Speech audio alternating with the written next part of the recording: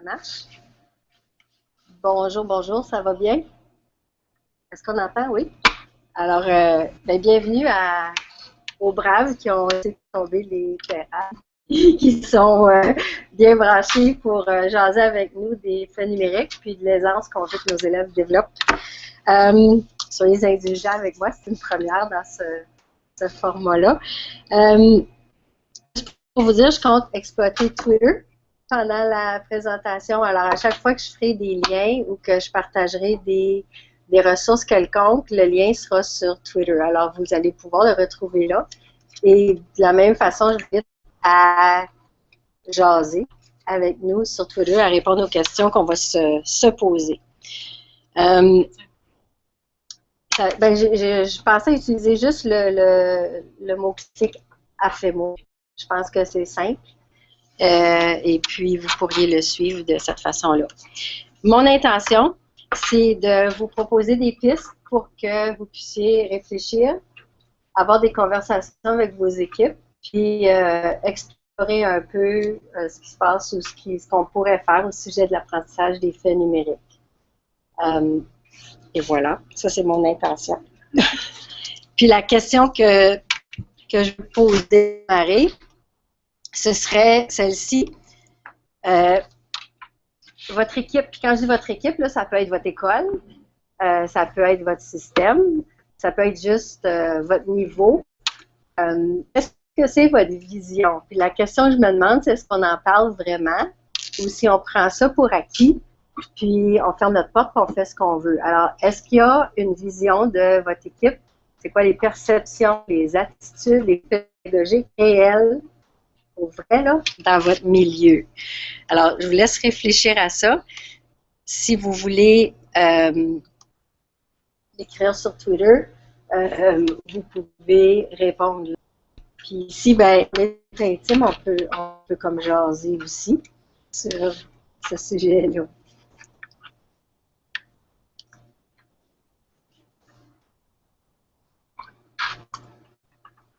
Les gens qui sont seuls vont écrire sur le filtre.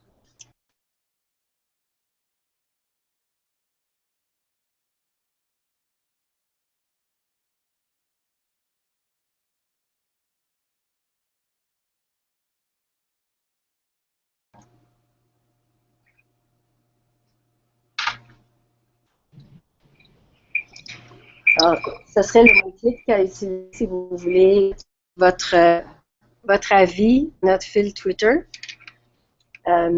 Ici, est-ce qu'il y en a qui peuvent témoigner d'écoles ou de niveaux qui ont eu cette conversation-là et qui ont vraiment une idée de qu'est-ce qu'ils veulent faire face à ça?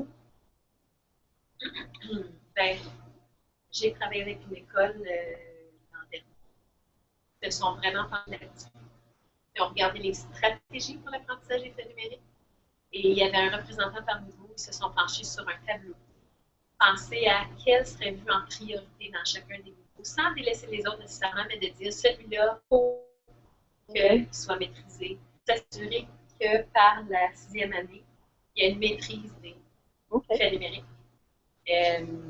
J'ai trouvé l'exercice intéressant. Les gens me demandent de partager le cours, mais le tableau, la valeur du tableau vaut ce qu'elle vaut, mais dans le fond, c'était la réflexion, la discussion qu'il y a eu autour de ça.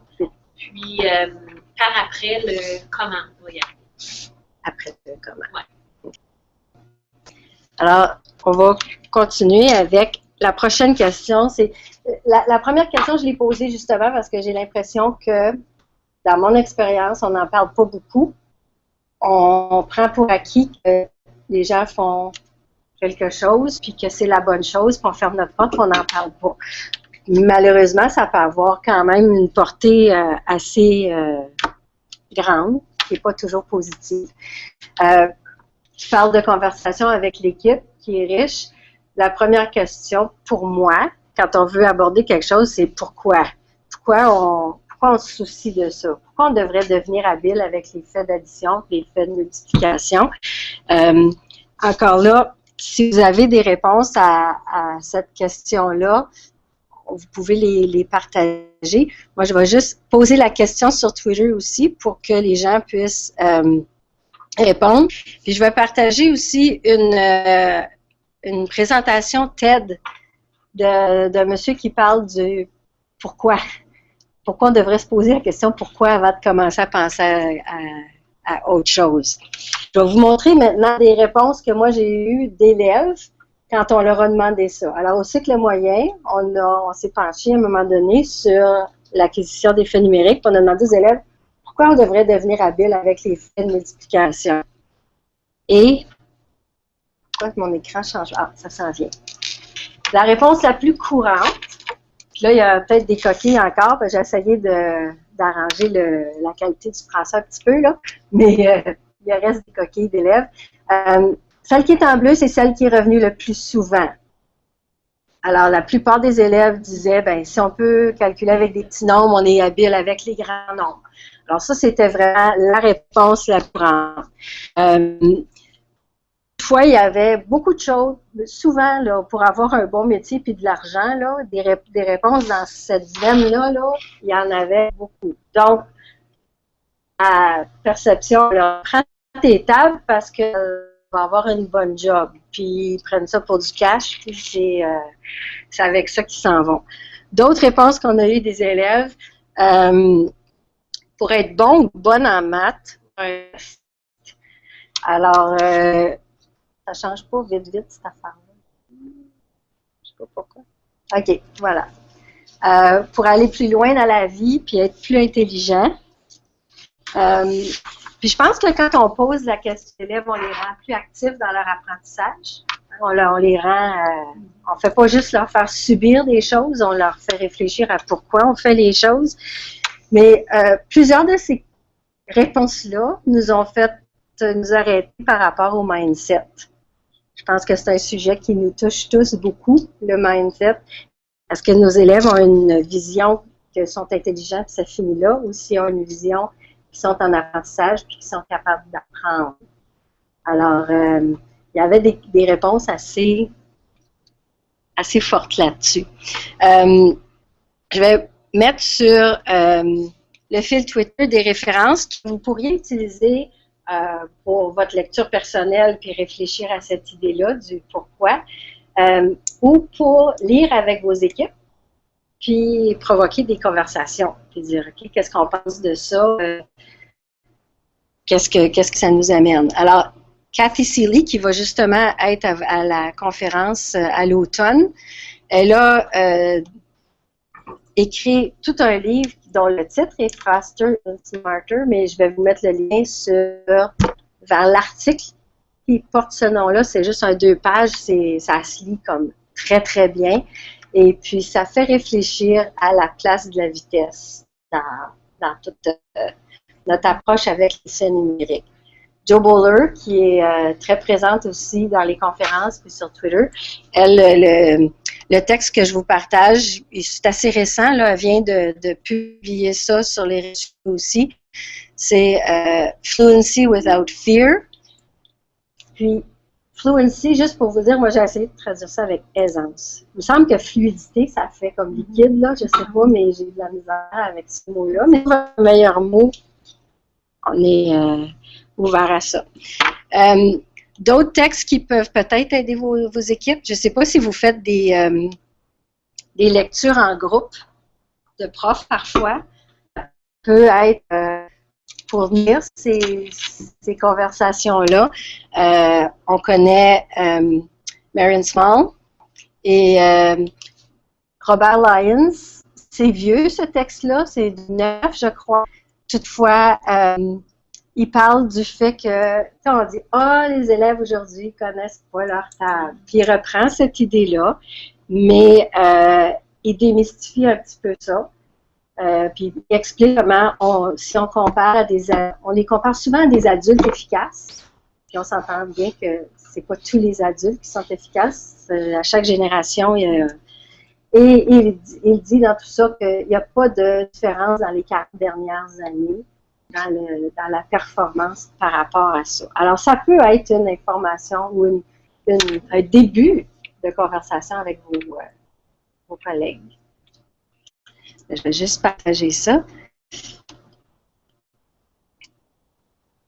Ouais. Et puis, alors, vous autres, l'aisance, sans avoir lu ces textes-là, je suis certaine que la plupart d'entre vous les connaissez. Ces gens-là, vous les avez entendus déjà partager leurs avis. Une fois qu'on a défini pourquoi on veut qu'il est habile, l'autre chose, il faut définir c'est quoi être habile. C'est quoi l'aisance qu'on recherche. C'est là que les discussions très sensibles vont se venir, parce que là, on va parler de vitesse, puis on va essayer de voir qu'est-ce qu'on veut dire par vitesse. En fait, il y a Marilyn Burns qui a écrit il n'y a pas très longtemps sur Twitter, l'élève qui se corrige et comment elle a dit ça, là, il est comme en avant, là, il est au-dessus de ses affaires. C'est lui qui a répondu de mémoire et qui ne réfléchit pas nécessairement à la stratégie ou au sens où il n'y a pas d'image, il n'y a rien d'autre que juste la réponse qui sort de sa bouche.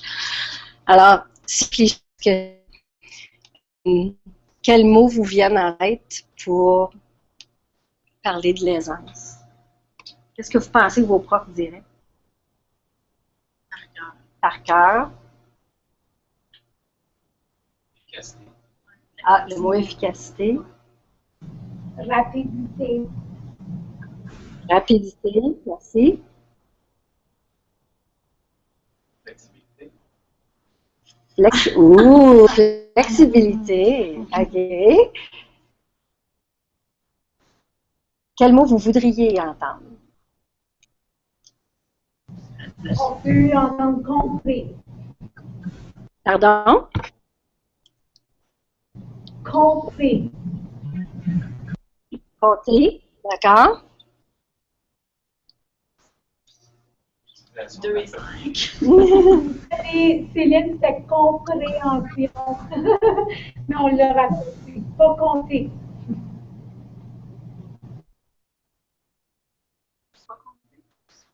Pas compter. OK, alors avec pas trop de calcul. Bien, ça m'amène à vous parler justement de, une fois qu'on sait notre pourquoi, puis on a défini ensemble comme équipe c'est quoi que nos élèves vont avoir l'air quand ils vont être à l'aise avec les numériques, on peut essayer à développer des critères de réussite avec nos élèves, de OK, ça va vouloir dire quoi quand on va être habile avec les faits numériques, comment on va le savoir? Alors, je vais vous partager le fruit de... puis là, je vais juste inviter des gens aussi. S'il y en a qui veulent juste tweeter, qui sont trop gênés pour parler, c'est correct aussi, là. Vous pouvez envoyer vos idées. Je vais vous partager le fruit de la réflexion d'une équipe. Alors, on s'est penché là-dessus, puis on a essayé d'établir des critères. Et puis... c'est peut-être petit, là, mais des critères comme j'utilise des faits dans différentes situations. Fait que si je suis vraiment habile, ça veut dire que je peux m'en servir quand je joue, quand je fais des estimations, quand je travaille avec les fractions, quand je fais des multiplications, peu importe. Celle que je préfère, c'est venu de l'année et c'est en bleu en haut, je trouve la réponse sans stress et ça veut dire que j'ai pas mal au ventre. Si on peut réfléchir à ça, je pense que ça peut être très riche comme réflexion, là, cet élément-là. Puis, je pense que Nathalie t'avait dit sans trop de calcul. Et puis, je pense que c'est là, je trouve le produit ou les facteurs en faisant peu de calcul. C'était ressorti dans les critères de ce groupe-là. Alors, c'est toujours possible d'aller préciser avec l'aide. Qu'est-ce que ça veut dire, les connaître, nos faits que ce soit les faits d'addition ou les faits de multiplication, là, on pourrait y arriver. Alors, une fois qu'on a réglé le pourquoi, puis le comment, puis le c'est quoi le bon, il faut décider comment on va faire. Et moi, malheureusement, dans mes promenades un peu partout, j'ai été confrontée souvent à des tests de vitesse journaliers. Des fois, c'est hebdomadaire. Et puis, vu que c'est ça la pratique, je vous en fais un. Vous avez 15 secondes. Go! Dans votre tête. On ne le voit pas, là? Oui.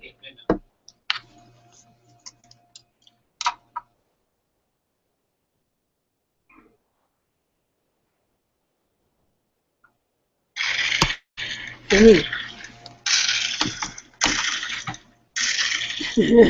C'était une bombe qui vient d'éclater sur mon autre ordi, là, pour...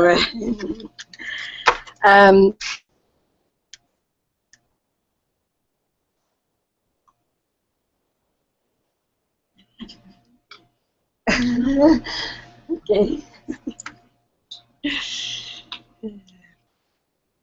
Je me souviens que j'étais fossile, je ne le savais jamais. Je ne sais pas pourquoi ça m'avait appelé mon père.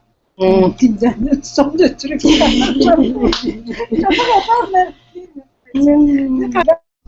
Oh! Fossile! Pas lui! Oui? Ah, OK. OK. C'est bon. Mais je pense que c'est stress à le faire. Parce qu'on sait qu'il y a 15 secondes. Là. Imagine quand tu es un jeune, là, qu'on te met une minute. Ben, puis je ne sais pas. J'avais un article qui circulait, puis il n'est plus disponible, je l'ai recherché. C'est How One Practice Ruined My Love for Math. Et c'était une étudiante du collégial ou de l'université universitaire qui comment test avait créé tellement d'anxiété qu'elle avait comme décroché les maths complètement. Je pense que Joe Bowler en parle aussi beaucoup dans ses présentations. Heureusement, pas chez vous, ça se fait pas chez vous, ça, ces choses-là. Mais en tout cas, pour moi, c'est comme si j'ai vu qu'il existe des gens qui, pour que les élèves connaissent leur fait numérique, leur pratique, c'est de tester puis de dire pratique à la maison, apprends à la maison. Alors, pour moi, c'est comme si je voulais avoir un poids santé puis que j'allais consulter un coach, quelqu'un, puis il me disait viens te peser à chaque semaine, puis prends le guide alimentaire, suis-le. Puis ça finit là. À chaque semaine, ça reste comme ça. Puis je préférerais de beaucoup que changer mon style de vie, améliorer mon alimentation, mon niveau d'exercice, avoir un mode de vie sain qui aurait le résultat que j'aurais aussi un poids santé, probablement. Alors, si j'allais consulter quelqu'un qui m'aidait avec toutes ces sphères-là de ma vie, il me semble que j'aurais, puis je fais une analogie avec cette aisance-là. Qu'est-ce qu'on fait pour les soutenir, nos cocos, autre que leur dire qu'ils sont poches parce qu'ils n'ont pas réussi le test de vitesse encore cette semaine. En tout cas. Moi, j'ai un enseignant dans une école que j'accompagne. Plus fort? Oui. Donc, un enseignant dans une école que j'accompagne qui, lui, en fait à tous les matins, mais les élèves doivent battre leur propre record de vitesse. Donc, c'est confronté à eux-mêmes, puis il n'y a pas vraiment de temps limite, c'est juste que le chronomètre défile, mais à la droite, si tu veux. Puis, il dit que ça stimule ses élèves, que tout le monde a hâte de le faire, et puis j'ai tendance à vouloir le croire, mais je voudrais juste qu'il ajoute à sa pratique le fait que, OK, il y en a qui est plus complexe sur lesquels on bloque le plus, puis quelles sont les stratégies que je peux utiliser pour... Parce qu'il est tellement fier de sa pratique, parce qu'il dit que ça a vraiment amélioré les résultats de ses élèves, mais j'aime juste que ceux pour qui ça va tout le temps lentement, qu'il y ait leur petite récompense à quelque part dans tout ça aussi, puis leur... Donc, je ne sais pas qu'est-ce que les gens en général en pensent, là, mais...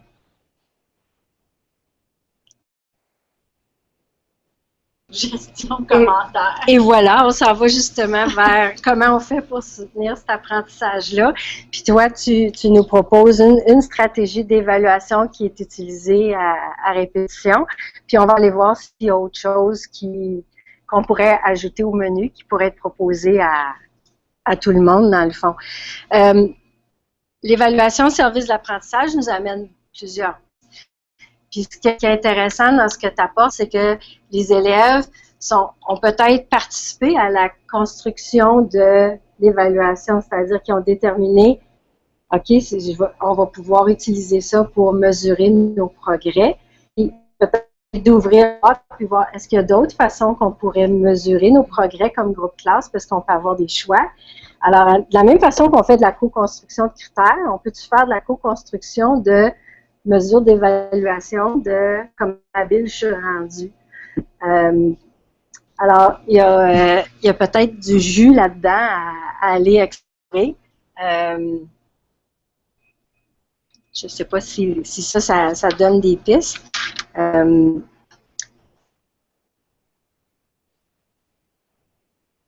Oui. Je pense qu'une grande partie, c'est, en anglais, j'ai entendu ça, low stakes, des auto-évaluations, des évaluations de grandes conséquences. Dans le sens que c'est pas pour une note, c'est pas comme chronométré, c'est pas public, c'est pour toi-même. Quand tu enlèves ce genre de stress-là, je pense que ça va diminuer. J'avais tendance à pas nécessairement considérer ce qu'ils faisaient comme une mauvaise pratique. Okay. Mais je m'inquiète juste du fait que, OK, il y en a qui ont tout le temps de la misère avec certaines choses. Qu'est-ce qu'on fait pour eux? Puis c'est là de voir, est-ce qu'il y a d'autres stratégies comme l'observation? Est-ce qu'on peut les écouter pendant qu'ils jouent à un jeu où il y a des multiplications, puis de noter, nous comme adultes, lesquels sont vraiment rendus habiles pour, qui ont cette aisance-là, puis lesquels leur posent encore problème. Est-ce qu'on peut avoir des conversations avec les autres avec des images de, je sais pas moi, des 6 groupes de 7 organisés de différentes façons? Est-ce qu'on peut avoir ces conversations-là, puis arriver à démystifier ceux qui donnent des défis? Moi, c'était 7 x 8, là, puis j'ai fini par me résigner à l'apprendre par cœur, puis c'est 5, 6, 7, 8, puis 5, 6, c'est 56. Atroce, hein? Mais c'est comme ça. Je vous présente une stratégie qui est une stratégie d'observation qui vient de Kathy Richardson, où elle joue un jeu avec les élèves pour les faits d'addition. Alors, donnez-moi le temps de juste partir le petit vidéo. Ça vient d'elle avec une grille pour noter les progrès. On peut jouer une fois de temps en temps avec les élèves puis voir comment Alors, ça... je t'explique comment ça fonctionne. Bon, ça s'appelle cache-cube. On va commencer avec 3 cubes. Peux-tu m'en donner 3? Et là, j'ai. Toi, ton défi, c'est de deviner combien il y en a de cachés. Tu peux regarder. Combien il y en a en dessous? 3. OK. Puis là, si je t'en montre comme ça, combien j'en ai? 1. Puis si je te montre ça, combien il y en a de cachés en dessous de ma main? 2. Puis là, si je te montre ça, combien j'en ai de cachés? Je peux pas jouer de toi. On va essayer maintenant de rendre le jeu avec 4. T'es prêt? 4. OK. Combien j'en ai? 4. OK. Je t'en montre. Comme ça. Puis moi, j'en ai combien? 2. OK. Là, si je t'en montre comme ça. On dirait que le vidéo est gelé.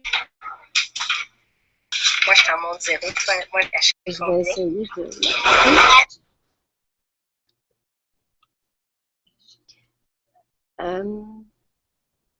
OK. Alors, pour ceux qui n'ont pas vu le vidéo, ça se joue avec des cubes. On cache le nombre de cubes qui sont cachés dans la liste. Là. Alors, si on joue avec 3 cubes, on en montre 2. L'élève nous dit qu'il en reste 1, et ainsi de suite. Puis, on peut facilement noter, juste avec un surligneur, jusqu'où l'élève est fluide. La minute qu'il arrête, puis c'est assez évident, là, si on pouvait aller jusqu'au bout du vidéo, c'est assez évident. Quand il bloque, là, il se met à compter avec sa tête, il y a vraiment une autre stratégie, il n'y a plus cette aisance-là. On arrête là, puis on joue à d'autres choses, mais on sait que si ça a bloqué à 6, ben on va donner l'occasion là de jouer avec des 6, pour qu'ils puissent développer l'aisance avec le 6, puis continuer par la suite. J'ai ces grilles-là qui sont une d'auto-évaluation ou d'évaluation par les pairs. Alors, chaque élève a sa grille personnelle. Je pense que je vous ai déjà présenté une vidéo où vous voyez les enfants s'en servir. Alors, si je suis avec un partenaire, je lui donne ma grille, puis là, il va me demander quelques faits. Et puis, parce qu'en groupe classe, on a défini les critères de ce que ça voulait dire être efficace, là. Il va porter un jugement pour dire ouais, tu l'as, ou oh, non, celui-là, il va falloir que tu trouves une meilleure stratégie. Mais les faits que je vais réussir, il va noircir le premier petit cercle au-dessus. On va en faire quelques-uns, on range ça, puis un autre temps du temps, on s'en redemande encore. Et si au bout de 2 mois, si j'ai 3 petits cercles noirs dans ma petite case, ben ça veut dire que je le connais, je le mets en vert, puis questionner par le prof à ce moment ou trouver une autre, ou lui mettre dans mon test de vitesse. Alors, tu sais, si les tests de vitesse étaient construits à partir de ce que l'élève connaît, puis que là, il peut commencer à se donner des défis de temps, peut-être que ce serait une façon de rendre l'activité moins stressante. Alors, c'est une piste que je vous propose. L'autre chose, c'est de demander aux élèves aussi, si on parle d'auto-évaluation, une autre stratégie pour l'évaluation de service d'apprentissage, avec lesquels tu es habile. Alors, ce que je vous ai mis là, c'est juste 2 exemples. Il y en a un, c'est un billet de sortie où on dit aux élèves, colorie d'une couleur ceux pour lesquels tu explores encore des stratégies, puis colorie d'une deuxième couleur ceux que tu connais bien. Alors, si on parle de mindset, on est en train de dire encore, on ne dit pas du tout, pas encore. Et à gauche de l'écran, vous voyez les résultats de questionnaires faits dans Google Questionnaire. Là, à un moment donné, on a dit la question aux élèves, mais toutes les... avec quel facteur tu es habile pour multiplier. Et ça, c'est des résultats de classe. Alors, on voit très bien que dans une des classes ici, ils trouvent habiles avec 0, 1, 2, 5 et 10, ce à quoi on s'attend. Maintenant, puis la deuxième, il y a quand même plus d'aisance qui ressort avec les tables de 3 et 4. Alors, c'est peut-être une classe de deuxième, quatrième, je ne me rappelle pas, mais de toute façon, c'est une autre façon d'aller rendre l'élève conscient de où il en est. Puis ça, il y a plusieurs stratégies pour y arriver. Je suis certaine qu'on peut en partager plusieurs. Puis là, ma position ou ma façon de voir les choses, c'est que l'aisance, ça se construit de cette façon-ci, c'est-à-dire qu'on commence par développer la compréhension de nos élèves. Ensuite, on travaille à explorer une variété de stratégies, puis par-dessus ça, va arriver l'aisance. Puis là, j'essayais de faire un diagramme qui montrerait que l'aisance, il est comme imbriqué, puis qu'il se construit à partir de ça, mais j'ai comme pas eu d'éclair de génie. Mais de toute façon, c'était juste pour dire que si on commence avec la compréhension, ça veut dire aussi qu'on va utiliser une variété de représentations. Une représentation qui n'est pas là, puis je m'en aperçois là, c'est les mots. Les mots sont importants. 3 groupes de 5, qui veut dire 15. Ça aussi, j'ajouterais ça dans des exemples de représentation. Puis là, j'avais avance, alors je vais juste continuer rapidement, mais je vais mettre des liens sur le Twitter pour que vous puissiez aller voir un peu ce qu'il y en est. Ah, le vidéo, en fait, c'est des jeunes qui jouent au jeu de disposition rectangulaire. Nathalie, tu vas reconnaître ça. Dans le Nord, là, c'est vous qui avez lancé ce jeu-là à un moment donné qui a été assez intéressant. Puis, je vous mets le lien vers les règles du jeu. Je ne sais pas si vous le connaissez. Quand les élèves brassent un dé, puis ils font une disposition rectangulaire, puis ils essaient de remplir l'espace. En même... Ouais. Alors, ça, c'est... Puis quand on est en train de bâtir la compréhension, on explore plein de choses. On explore les relations entre les nombres, on explore plein de façons de voir ou de représenter aussi les différentes opérations qui peuvent être très riches. Ensuite, on attaque les stratégies. Puis, pour moi, là, dans l'expérience que j'ai eue, ce qui a fait une explosion des stratégies chez nos élèves, ça a été les mini-leçons, les jasettes mathématiques. C'est là où j'ai vu le plus de gains. Alors, je ne sais pas si vous avez vécu ça, mais de poser des opérations, surtout des suites d'opérations, puis quand le prof devient plus habile pour représenter de différentes façons ce que les élèves disent, puis c'est certain que c'est pas facile au départ, là. On entend ça, on dit « Qu'est-ce qu'il a dit là? » Puis on essaie d'écrire puis de faire du sens de ce que les élèves disent, mais et que c'est puissant pour construire les stratégies, puis amener les élèves à avoir d'autres façons de traiter les différentes opérations. Puis les jeux aussi, mais les conversations sont très riches à ce niveau-là. Puis quand les enfants jouent, si on les écoute jouer et qu'on entend comment ils réfléchissent, c'est magique. Pour moi, là, c'est vraiment très, très puissant. Il y a quelqu'un qui sonne, mais c'est peut-être moi, non? OK. OK.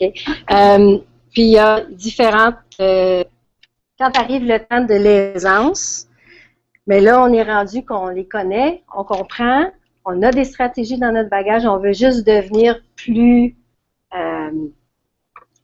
rapide, plus efficace. À ce moment-là, c'est peut-être là où, comme ton collègue pourrait faire, c'est de définir avec les élèves comment je vais mesurer mes progrès. Puis comment je vais m'entraîner pour devenir plus efficace. Il y a tellement d'applications possibles. Pourquoi pas bâtir une liste d'applications qu'on aime dans notre classe pour s'entraîner, puis en choisir une qui va nous permettre même de nous évaluer nous-mêmes pour voir comment on avance dans tout ça. Alors, là, c'est pas là qu'il manque de stock. Il y en a du stock pour soutenir de devenir plus efficace. Mais si ça ne s'appuie pas sur les deux autres morceaux, c'est assez triste là, de voir qu'il y a du découragement qui peut arriver. Si vous aimez les can-can, proposer un can-can, ça, diade, avec des jetons où c'est écrit 1, 2, 3, 4, 1, 2, 3, 4 à placer, là, puis écoutez-les parler, vous allez découvrir comment ils réfléchissent, puis à quel point ils en font des calculs, puis ils en font plus que souvent. Ils en feraient sur une feuille d'exercice. J'aurais aimé ça jouer avec vous autres à ce jeu-ci, le jeu d'élimination. Je vais vous mettre les règles sur le Twitter, là. Quand on joue, dans le fond, tout ce qu'on a besoin, c'est d'un crayon, puis on se fait une droite numérique. Alors, une autre représentation qui est intéressante que les élèves utilisent, on la fait notre droite, on écrit jusqu'à 20. Première personne, barre 2 du nombre, et encercle la réponse. Alors, la première personne ici, elle a mis 3 plus 7 égale 10. La deuxième personne, il faut qu'elle barre le 10. Elle n'a pas le choix. Il faut qu'elle barre le nombre qui a été encerclé. Et qu'elle part de là pour faire une nouvelle équation. Alors, 10 moins 8, puis là, encercle 2. L'autre personne part du 2 et la joute finit quand il n'y a plus de possibilités. C'est pas compliqué, ça ne prend pas grand matériel, Puis même nos élèves du cycle moyen ont besoin de travailler les faits d'addition. C'est pas parce qu'ils sont en 5e qu'il faut juste se concentrer non plus sur les faits de multiplication. Ça peut être drôlement intéressant de jouer à ce jeu-là. Et puis, des jeux, il en pleut. Puis des jeux qui demandent de la stratégie, puis beaucoup de calculs avant d'arriver à prendre une décision. Ça, c'est un drôle. Je l'ai apporté s'il y en a qui veulent l'essayer. C'est une variante de Twister, mais il s'appelle Twixter parce qu'il y a un X pour les multiplications. Puis en même temps, les élèves apprennent le nom des doigts de la main. Fait que ils peuvent jouer où vous voulez. Puis juste le lien, Twixter, je vais le mettre tout de suite sur Twitter pour les curieux. Vous pourriez essayer de jouer ensemble. C'est pas trop compliqué. Le jeu de cartes avec des atouts. On a joué avec vous autres à ce jeu-là il n'y a pas longtemps. C'est comme un jeu de bataille traditionnel, sauf que là, il faut que je décide quel atout je vais mettre de l'avant pour aider le partenaire. Je ne vois pas sa carte, mais je vais décider est-ce que je vais essayer d'avoir plus de calcium, de potassium ou d'énergie que l'autre. Alors, dans ce cas-ci, l'élève a été obligé de penser à 4, 5 x 8 fois qu'est-ce qui est la meilleure chance pour battre l'autre. Alors, il va défier avec le potassium dans ce cas-là, puis là, ils vont comparer, puis c'est comme un jeu de bataille, mais ça peut faire que dans sa catégorie, il y a des produits qui sont pas très hauts, mais qui sont quand même bons. Puis on peut jouer avec le moins possible aussi. Alors, il y a plein de possibilités pour ça. Mais écoutez, observez vos élèves quand ils peuvent voir les stratégies qu'ils utilisent, puis les arguments, puis comment ils se débrouillent pour arriver avec ça. Alors, mon intention, c'était de vous proposer des pistes pour vous tirer, puis avoir des conversations respectives. Sur Twitter, vous devriez trouver l'essentiel de ce que j'ai partagé là. Puis j'ose espérer que vous avez des très bonnes conversations parce que mes petits-enfants s'en viennent à l'école éventuellement.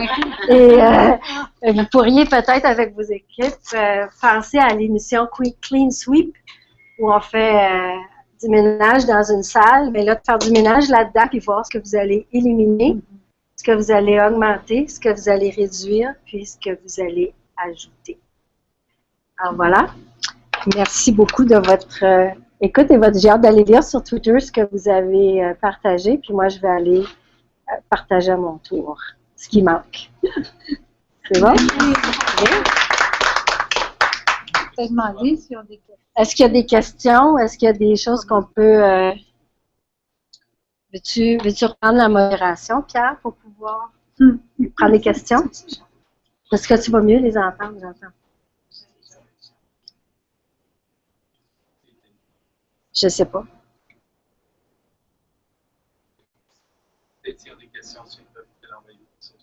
Oui, absolument. Les questions peuvent suivre sur Twitter. Je ne sais pas si j'ai dit ça. Oui. Voilà. Et merci beaucoup de votre participation, votre écoute.